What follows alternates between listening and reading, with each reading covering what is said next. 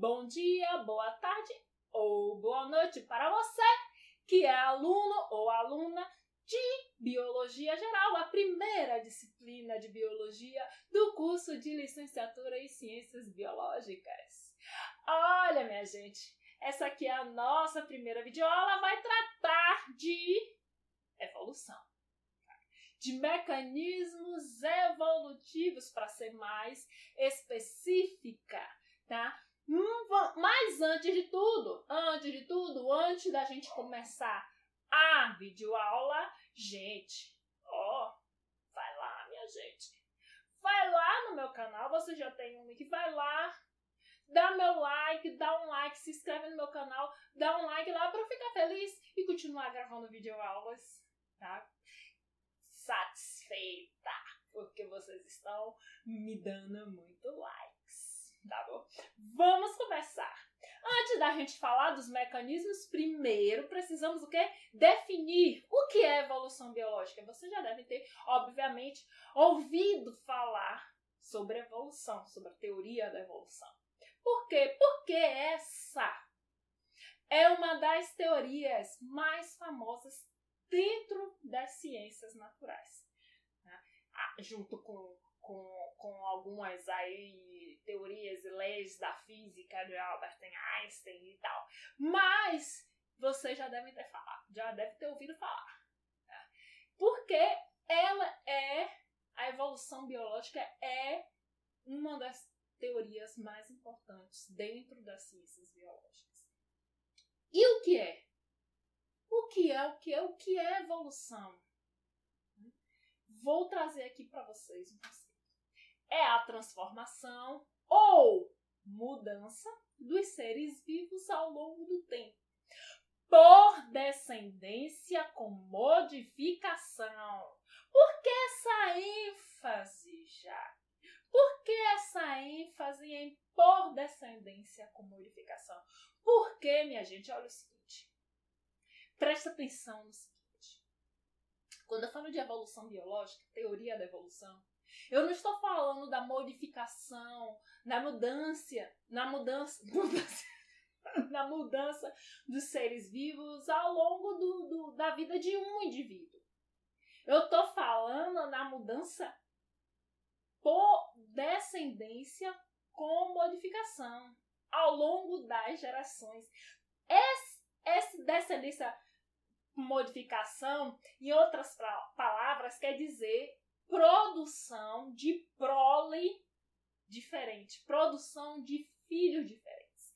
Tá? Significa dizer que a cada geração, os pais, né, dessa geração produziram filhotes diferentes deles mesmos.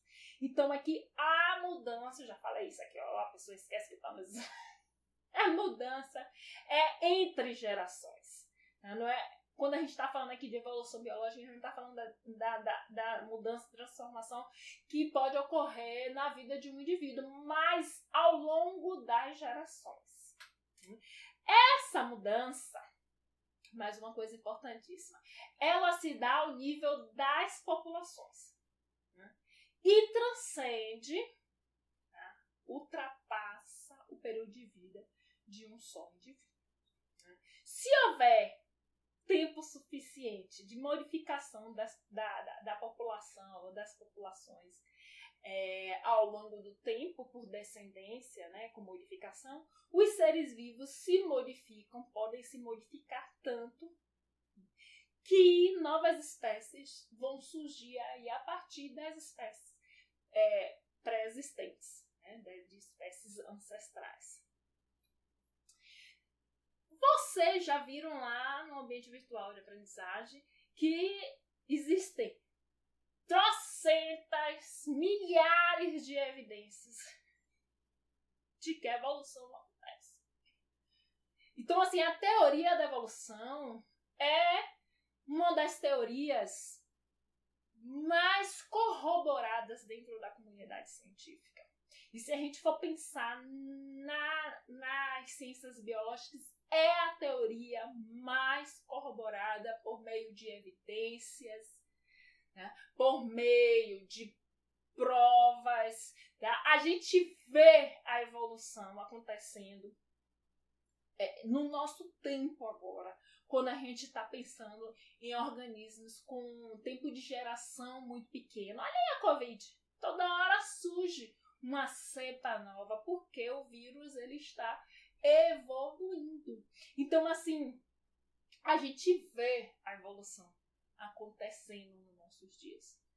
Então, assim, não existe dúvida nas ciências biológicas de que a evolução acontece.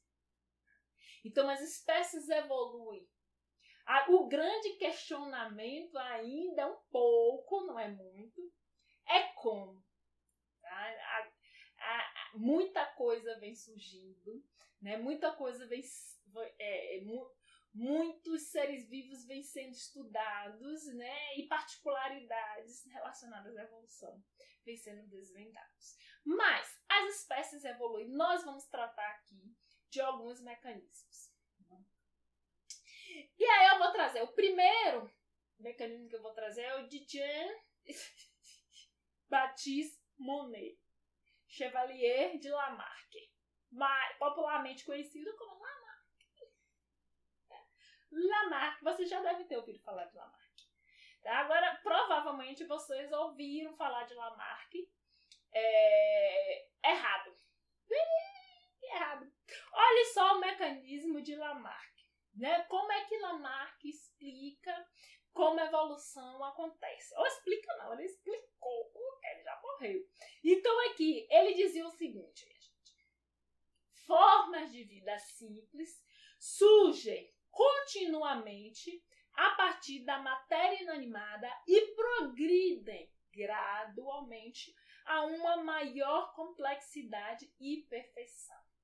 Isso graças a uma tendência natural da vida de tornar-se mais complexa. Observe, vocês já devem ter ouvido falar aí que os mecanismos evolutivos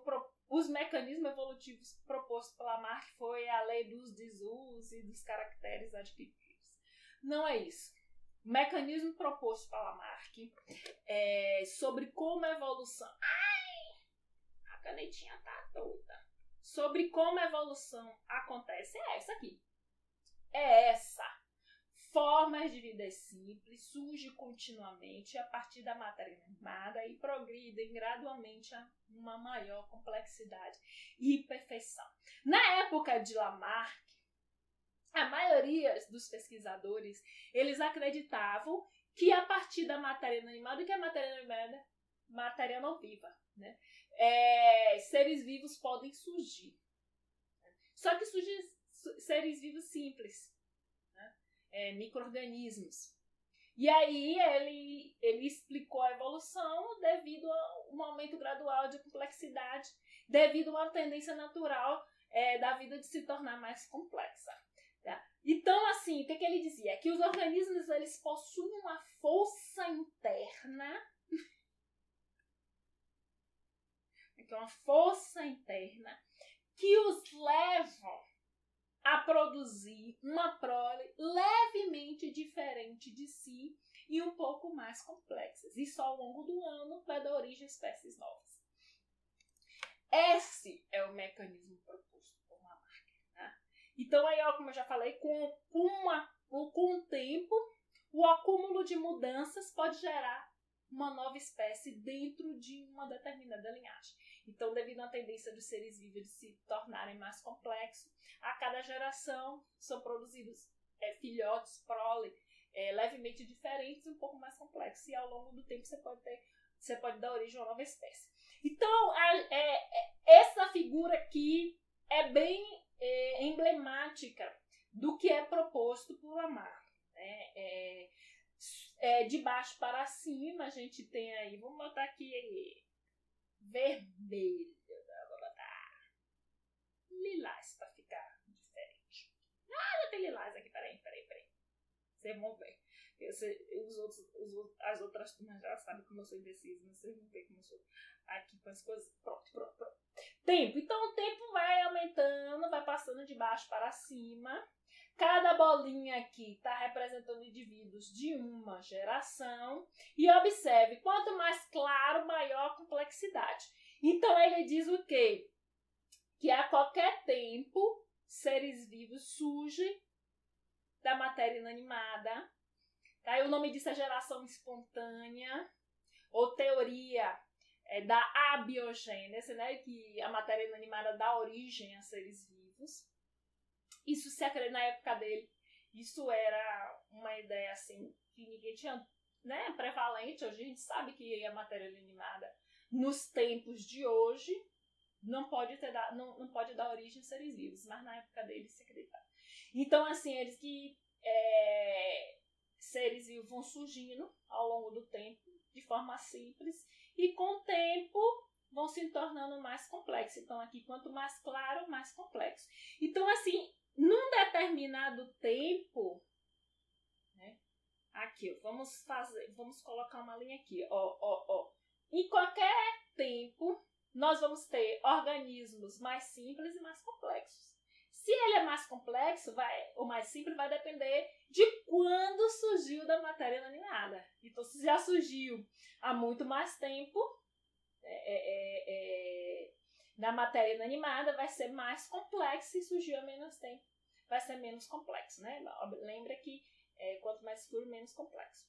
Então, no caso da teoria de Lamarck, o ambiente ele tem um papel completamente secundário. Ele usava o ambiente para explicar por que o aumento da complexidade não era perfeito, né? Porque os organismos não chegam a seu maior nível de complexidade e perfeição. Por quê?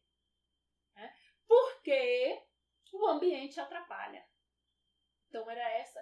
Ele usava o ambiente com essa explicação. Observe que o mecanismo proposto por ele, que seres vivos surgem da matéria inanimada e vão progredindo a uma maior complexidade, é por causa da tendência natural de seres vivos de aumentar a complexidade. Okay? Não é porque o ambiente interfere. Então, assim, o ambiente, ele, no caso da teoria, ele atrapalha isso. Então,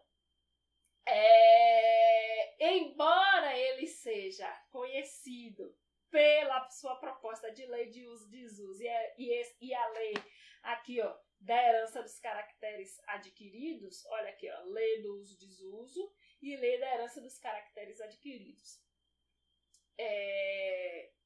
Não é isso que ele propõe. Tá? Não é esse mecanismo que ele propõe. Então ele fala o quê? Que o ambiente atrapalha por quê? Os seres vivos chegar ao máximo de complexidade e perfeição.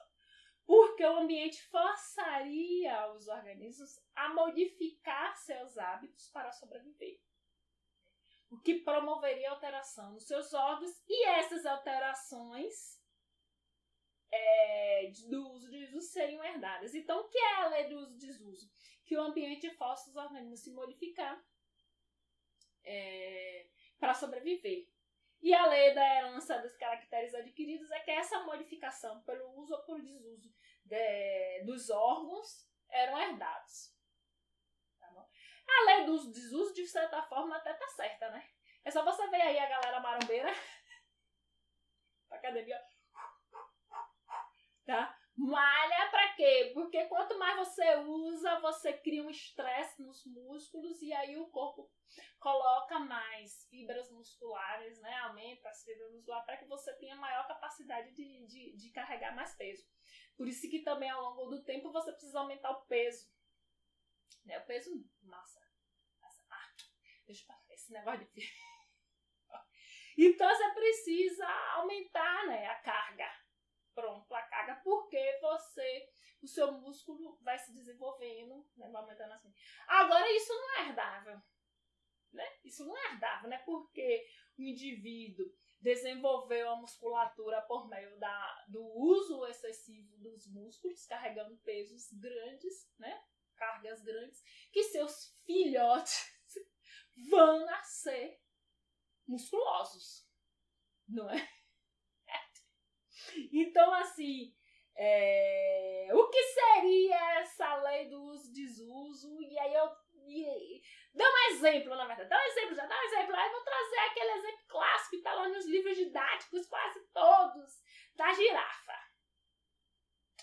A girafinha. Como é que as girafinhas evoluíram para ter pescoço longo? Então, as girafinhas tinham todas, lá na África, tinham todos pescoços curtos. Mas na África, onde elas vivem, na savana, né, a maioria da vegetação é rasteira, né? Mas tem árvores e alimento abundante nas árvores. Então, as girafinhas, de esticar o pescoço, né, elas foram forçadas a esticar o pescoço para alcançar as folhas, né, e se alimentar e ter mais fonte de alimento, né, do que a vegetação, do que se alimentar só da vegetação rasteira. Então, assim, de tanto esticar, as girafas, ao longo do tempo, foram desenvolvendo pescoços mais longos, né? E, como essa característica, né, herdável, os seus filhotes já tinham pescoço mais longo e, ao longo do tempo, a gente só vai ter girafa de pescoço longo. Então, assim, esse seria o exemplo, né? Só que, minha gente, vamos ser sinceros, né? E sinceras. A gente sabe que, embora a lei do uso e desuso possa ser verdadeira, as características herdadas por um indivíduo não são passadas para os seus filhotes. Então, você não vai ter crianças musculosas só porque seus pais fazem musculação. Já fizeram até um experimento para provar isso, cortaram o rabo dos ratinhos, e ficaram esperando aí depois esperando, e cruzaram eles, na verdade, né? E viram que, ao longo de muitas gerações, os pais com rabo cruzado não produziam filhotes com rabos. Desculpa, os pais com rabos não produziam filhotes com rabos cortados. Então, assim, embora a lei do desuso possa ser verdadeira em várias situações, essas características adquiridas na vida de um indivíduo não são herdadas para os seus descendentes, né?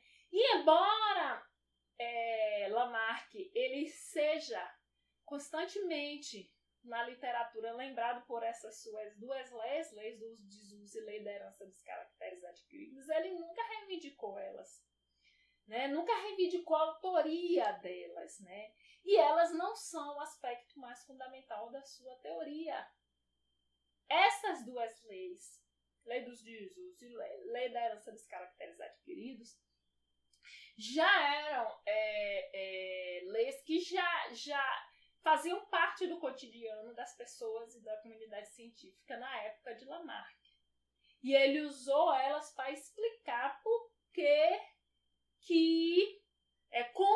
como que o ambiente atrapalhava o aumento da complexidade. Eu trouxe aqui, inclusive, um trecho de Lamarck tratando sobre isso. O estado em que agora... Vou ler. O estado em que agora vemos todos os animais de um lado, o produto da composição crescente da organização, ou seja, o produto do aumento da complexidade ao longo do tempo, que tende a formar uma gradação regular, e do outro lado, então, aqui ele está falando realmente, né, do mecanismo que ele propôs. Né? E de um outro lado, para como a evolução acontece. E de um outro lado, das influências de um conjunto de circunstâncias muito diferentes que continuamente tende a destruir a regularidade na gradação da composição crescente da organização. Então, a lei do desuso, obviamente, que tem um papel na teoria de Lamarck, mas o papel dela é para destruir a regularidade, a tendência de aumento da gradação de aumento da complexidade dos seres vivos ao longo do tempo, devido a uma tendência natural, uma força interna dos seres vivos de aumentar a complexidade ao longo do tempo. Na verdade, produzir prole cada vez mais complexa. Vamos lá! Hoje, a maior crítica a Lamarck está na herança dos caracteres adquiridos, porque uso e desuso a gente sabe que é verdadeiro. Agora, não necessariamente essa característica, ela, na verdade, não necessariamente não. A característica adquirida durante o período de vida do indivíduo não é herdada pelos seus descendentes. Embora hoje seja a maior crítica a Lamarck seja por causa disso, essa era uma ideia consenso na época dele.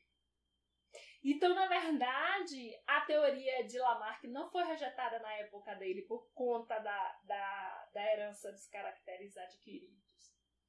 A teoria de Lamarck foi rejeitada na sua época porque a maioria dos naturalistas, né, que são cientistas na época, não chamavam de naturalistas, cientistas que estudam a natureza, a maioria não acreditava na própria evolução.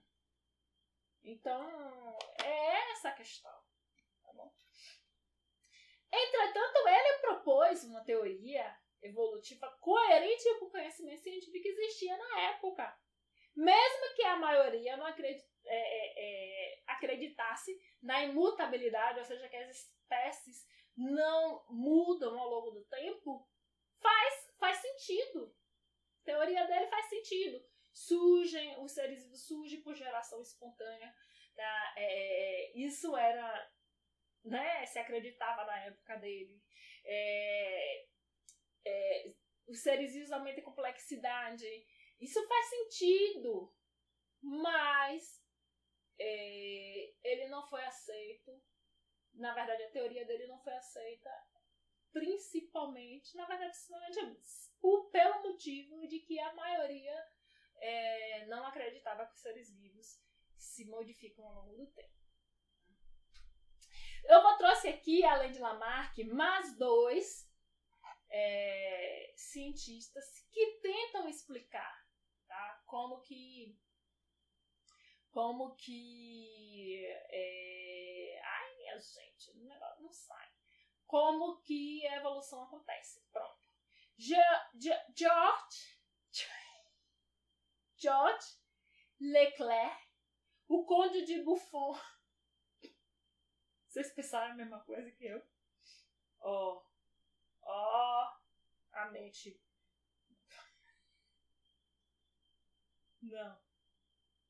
Não sou. Conde de Buffon. Bom, esse cara, ele propôs que cada espécie possui um molde interno. Isso aí é muito coerente com a época. Tá? E toda espécie tem uma forma básica, um molde interno que determina a sua forma física. Tá? Mas essa forma física ela é modificada pelo ambiente. E aqui ainda tem um tom religioso, né? O molde interno foi Deus que criou.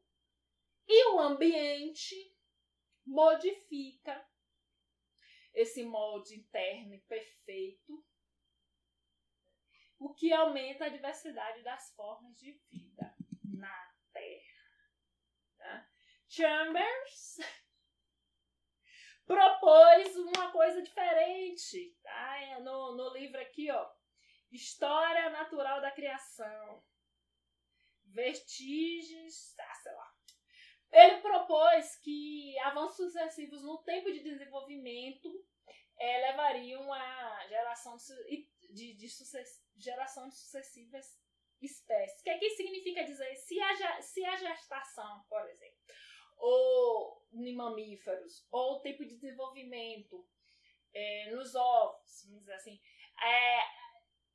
aumentasse, você já produziria uma prole diferente. E assim a evolução acontece. Então, digamos que na espécie humana são 9 meses. Se em vez de 9 ficasse 11, aí já não seria mais espécie humana. tá bom? Seria uma outra espécie, né? Espero que mais evolua,